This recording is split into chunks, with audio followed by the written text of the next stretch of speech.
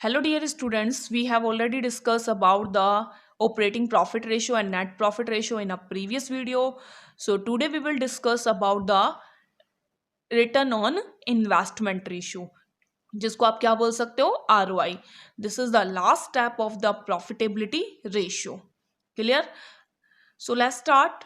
Return on investment ratio को बेटा क्या बोल सकते हो, ROI रेशियो भी बोल सकते हो. ये रेशियो क्या रिप्रेजेंट करता है? The ratio reflect the overall profitability of the business. Business की प्रॉफिटेबिलिटी को मेजरमेंट करता है. इस रेशियो के थ्रू फर्म ने कितना प्रॉफिट अर्न किया और उस प्रॉफिट को अर्न करने के लिए उसने कितना इन्वेस्टमेंट कर दिया, इन दोनों के बीच में कंपैरिजन करता है. क्लियर? इस रेशियो को क्या कह सकते हैं? रेट ऑफ रिटर्न भी इसको कहा जा सकता है, रिटर्न ऑन कैपिटल एम्प्लॉयड भी इसको कह सकते हैं, या यील्ड ऑन कैपिटल भी इस रेशियो को बोल सकते हैं. किसी भी नाम से आ सकता है एग्जाम में, तो कंफ्यूज नहीं होना है आपको. ठीक है. अब बात आती है कि रिटर्न ऑन इन्वेस्टमेंट रेशियो कैसे आपका कैलकुलेट होगा. तो return on investment is equal to net profit before interest, tax and dividends divided by capital employed multiply by 100. ये रेशियो भी आपका परसेंटेज में निकलेगा, इसलिए मल्टीप्लाई में क्या कर देंगे 100. क्लियर? अब net profit before interest, tax and dividend या तो क्वेश्चन में गिवन होगा या आपको कैलकुलेट करना पड़ेगा. क्लियर? अब बात आती है कैपिटल एम्प्लॉयड को आप कैसे कैलकुलेट करोगे. तो कैपिटल एम्प्लॉयड आपका कैलकुलेट होगा बेटा, दो मेथड है इसको कैलकुलेट करने के. अगर लाइबिलिटी साइड आपको अप्रोच, मतलब लाइबिलिटी साइड के आइटम गिवन है तो उसके बेस पर कैलकुलेट कर सकते हैं. अगर सपोज लाइबिलिटीज वाले वो आइटम गिवन नहीं है तो हम इसको असेट साइड से भी कैलकुलेट कर सकते हैं. सो देखो लाइबिलिटी साइड से कैसे कैलकुलेट करोगे इसको. Capital employed is equal to share holders fund plus non current liabilities. क्या करोगे? शेयर होल्डर फंड्स में प्लस कर दोगे non current liabilities. Non current liabilities में मैंने बताया था जो करंट नहीं होती, जिसको लॉन्ग टर्म के लिए आप यूज करते हो, वो होती है आपकी नॉन करंट लाइबिलिटीज, जिसके अंदर long term borrowing, long term provision, mortgage loan, debenture, ये सारी की सारी क्या है आपकी नॉन करंट लाइबिलिटीज. क्लियर? अगर आपके पास लाइबिलिटीज का आइटम गिवन है तो आप इस फॉर्मूले को पुट करके आप अपना क्या निकाल सकते हो, कैपिटल एम्प्लॉयड. सेकेंड मेथड कौन सा है? Asset side approach. मतलब अगर असेट साइड के थ्रू आपको, क्योंकि ये जो आपका कैपिटल एम्प्लॉयड निकलेगा वो बैलेंस शीट के बेस्ड पर निकलेगा, बैलेंस शीट में से आइटम आपको उठाने पड़ेंगे और उसके बाद आपका कैपिटल एम्प्लॉयड कैलकुलेट होगा. क्लियर? अगर असेट साइड के थ्रू निकालते हो तो कैसे कैलकुलेट होगा? Non current assets. क्लियर? जिसके अंदर आपको पता है नॉन करंट कौन सी होती है, जो फिक्स्ड असेट्स होती है. क्लियर? फिक्स्ड में कौन सी होती है आपकी, tangible plus intangible. Clear? Tangible plus intangible. Non current assets में जब वर्किंग कैपिटल ऐड कर दोगे तो आपका क्या निकल जाएगा, कैपिटल एम्प्लॉयड. अब वर्किंग कैपिटल कैसे निकलता है, हम प्रीवियस वीडियो के अंदर पढ़ चुके हैं. Working capital is equal to current assets में से जब करंट लाइबिलिटीज को माइनस कर देते हो तो आपके पास क्या निकल के आ जाएगा, वर्किंग कैपिटल. आप बेटा या तो लाइबिलिटी साइड से कैपिटल एम्प्लॉयड निकालते हो या फिर असेट साइड से कैपिटल एम्प्लॉयड निकालते हो, दोनों से आपका आंसर सेम आएगा. क्लियर? तो आपको कंफ्यूज नहीं होना है कि इससे आंसर अलग आएगा और इससे अलग, ऐसा कुछ नहीं है बेटा, दोनों से आंसर आपका सेम आएगा. अब क्वेश्चन में ये आपको इसलिए बता दिया, अगर क्वेश्चन में सपोज ये आइटम गिवन है तो आपको कंफ्यूज नहीं होना कि ये नहीं दे रखा हम कैसे निकालेंगे, और सपोज क्वेश्चन में ये आइटम गिवन है तो आपको कंफ्यूज नहीं होना है कि ये नहीं दे रखे हम इसको कैसे निकालें. इसलिए मैंने आपको दोनों मेथड बता दिया कि दोनों मेथड से आप कैपिटल एम्प्लॉयड को कैसे कैलकुलेट कर सकते हो. बेटा इस रेशियो के थ्रू ये फाइंड आउट किया जाता है कि जो फर्म में इन्वेस्टेड कैपिटल है, मतलब जो हमने मनी इन्वेस्ट कर रखी है, उस मनी को कितने बेटर तरीके से उसका यूटिलाइजेशन किया जा रहा है. क्लियर? तो हमें ROI रेशियो ये चीज़ हमें फाइंड आउट करता है कि हमारी जो इन्वेस्टेड कैपिटल है उसका कितने बेटर तरीके से यूटिलाइजेशन हो रहा है. नेक्स्ट इज हम इसको एक एग्जाम्पल के थ्रू समझते हैं. एग्जाम्पल से आपको ये फॉर्मूला क्लियर हो जाएगा. देखो बेटा एक example, following is the balance sheet of X limited as at 31 March 2018. आपको एक्स लिमिटेड की बैलेंस शीट गिवन है. क्लियर? कब की? 31 मार्च 2018 की. अब बैलेंस शीट आपके पास है, ये बैलेंस शीट आपको दे रखी है, ये आपके पास लाइबिलिटीज है, ये असेट्स है, और liabilities is equal to assets, आपको दोनों रिप्रेजेंट हो रही है. नीचे आपको नोट में देखो कुछ इंपॉर्टेंट आइटम दे रखे हैं. इसने बता रखा है जो रिजर्व एंड, मतलब ये रिजर्व एंड सरप्लस में 70,000 कहाँ से आए, तो रिजर्व के 5,000 है, प्रॉफिट फॉर द ईयर आपको 65 के दे रखे हैं। सो लॉन्ग टर्म बोरोइंग में उसने बता रखा है, लॉन्ग टर्म बोरोइंग में क्या गिवन है, 15% के डिवेंचर गिवन है।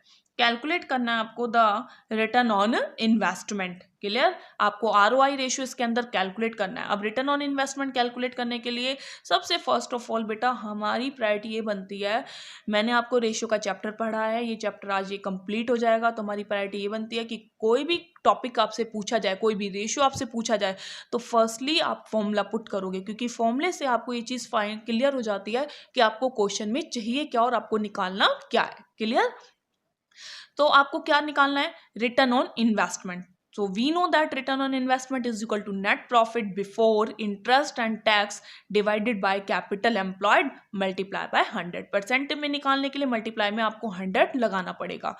अब बात आती है सबसे first of all, first step से चलते हैं, net profit before interest and tax आपका कैसे कैलकुलेट होगा। तो हम कैलकुलेशन करेंगे सबसे first of all net profit before interest and tax. Clear, अब आपके पास क्या दे रखा है, आपको प्रॉफिट दे रखा है, प्रॉफिट फॉर द ईयर। देखो जो बैलेंस शीट में प्रॉफिट जाता है ना, हमारी एनपी जब हम बनाते हैं, उस एनपी से हमारा प्रॉफिट आगे बैलेंस शीट में जाता है, नेट प्रॉफिट होता है। इसमें से मतलब सारे हमने टैक्स माइनस कर दिया, एक्सपेंसेस माइनस कर दिए, वो प्रॉफिट होता है। तो हमें क्वेश्चंस में क्या दे रखा है, profit for the year as per balance sheet. कितना दे रखा है आपको प्रॉफिट, 65,000। अगर क्वेश्चन में टैक्स होता तो अगर मतलब टैक्स डिडक्ट करने के बाद है ये प्रॉफिट, अगर सपोज टैक्स होता तो टैक्स वापस से ऐड कर देंगे तो बिफोर टैक्स हो जाएगा, बट टैक्स आपको क्वेश्चन में गिवन नहीं है। क्लियर, इंटरेस्ट आपको गिवन है क्वेश्चन में, क्या गिवन है, इंटरेस्ट 15% डिवेंचर, जो आपके 15% जो ये 15% है, ये इंटरेस्ट रेट है। क्लियर बेटा, इसका मतलब 1 लाख पर 15% आप डिवेंचर कैलकुलेट करोगे तो आपका इंटरेस्ट ऑन डिवेंचर हो जाएगा, इसको ऐड कर दो, इंटरेस्ट ऑन डिवेंचर कितना, 15% ऑन 1 लाख। क्लियर, कितना हो जाएगा आपका, 15% इज 15,000, तो आपके पास 80,000 क्या आ गया, net profit before interest and tax. आ चुका आपके पास भाई, फर्स्ट आइटम आपके पास आ चुका है। सेकेंडली आपको क्या चाहिए, कैपिटल एम्प्लॉयड। अब कैपिटल एम्प्लॉयड बेटा कैसे निकालोगे, कैपिटल एम्प्लॉयड मैंने निकालने के लिए आपको 2 मेथड बताए हैं, first is liability side, second is asset side. Liability side formula क्या बनता है आपका, शेयर इज लायबिलिटी साइड। ठीक है, क्या बनता है, शेयर होल्डर्स फंड प्लस आपका नॉन करंट लायबिलिटीज। अब शेयर होल्डर फंड्स में आपको बेटा क्या गिवन है, शेयर होल्डर फंड्स में क्या क्या आते हैं आपके, शेयर्स कैपिटल आते हैं, रिजर्व एंड सरप्लस आते हैं। क्लियर, तो शेयर होल्डर फंड में आपको गिवन है share capital plus reserve and surplus. Clear बेटा, नॉन करंट लायबिलिटीज में आपको क्या क्या दे रखा है, first of all long term borrowings, non current liabilities आपको मेंशन है, लॉन्ग टर्म बोरोइंग है और लॉन्ग टर्म प्रोविजन है। तो long term borrowing plus long term provision. Clear बेटा, आप वैल्यू पुट करो, देखो शेयर कैपिटल में आपके पास गिवन है 2 लाख रुपीज के share, plus reserve and surplus में रिजर्व भी जाएगा आपका, प्रॉफिट फॉर द ईयर आपका गिवन है वो भी जाएगा, सिक्योरिटी प्रीमियम गिवन होता तो वो भी इंक्लूड करते किसके अंदर, रिजर्व एंड सरप्लस में। तो टोटल रिजर्व एंड सरप्लस कितना दे रखा है, 70,000, प्लस लॉन्ग टर्म बोरोइंग आपके पास गिवन है 1 lakh, plus long term provision आपको कितना दे रखा है, 30,000। क्लियर, रुपीज आपके पास कितने आ जाएंगे, 4 लाख के कैपिटल एम्प्लॉयड। ये तो लायबिलिटी साइड से निकाले, अब निकाल दो कैपिटल एम्प्लॉयड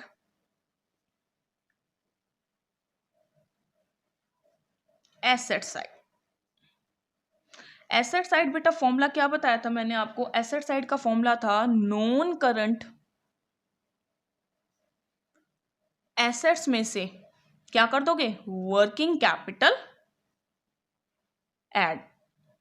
यही फॉर्मूला था। नॉन करंट असेट्स क्वेश्चन में ऑलरेडी आपको गिवन है, निकालने की जरूरत ही नहीं है, निकाल के दे रखे क्वेश्चंस में 3,40,000 प्लस वर्किंग कैपिटल। वर्किंग का मतलब क्या था, जब करंट असेट्स में से करंट लाइबिलिटीज माइनस कर दोगे तो क्या निकल जाएगा, working capital. Current assets given है क्वेश्चंस में 2,40,000 माइनस करंट लाइबिलिटीज गिवन है 1,80,000। क्लियर, वैल्यू गिवन है, जब इनको एडिशंस कर दोगे तो आपके पास ₹4 लाख आपके पास क्या निकल कर आ गया, कैपिटल एम्प्लॉय।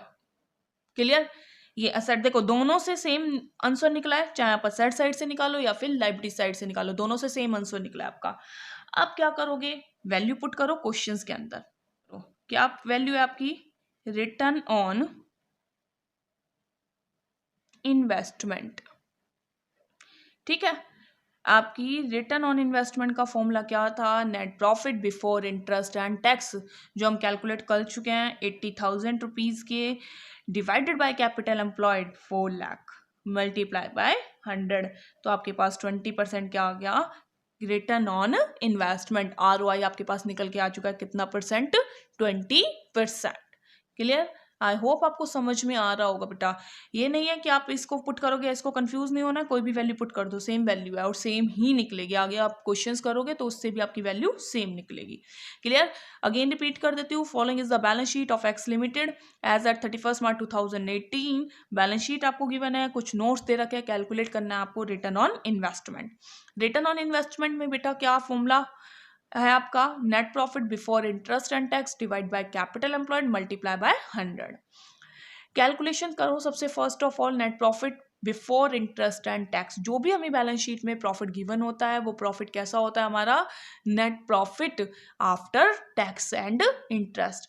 तो ये प्रॉफिट लिया, इसमें इंटरेस्ट वापस से ऐड कर दोगे तो हमारा क्या हो जाएगा, बिफोर इंटरेस्ट। हमें इंटरेस्ट से पहले का चाहिए, और 15% आपको रेट दे ही रखी है डिवेंचर्स पर, तो 1 लाख का 15% आप कैलकुलेट करोगे 15,000, तो 80,000 आपके पास क्या निकल कर आ गया, net profit interest and tax. अब निकाल लो कैपिटल एम्प्लॉयड, लाइबिलिटी साइड से भी निकाल लिया, एसेट साइड से।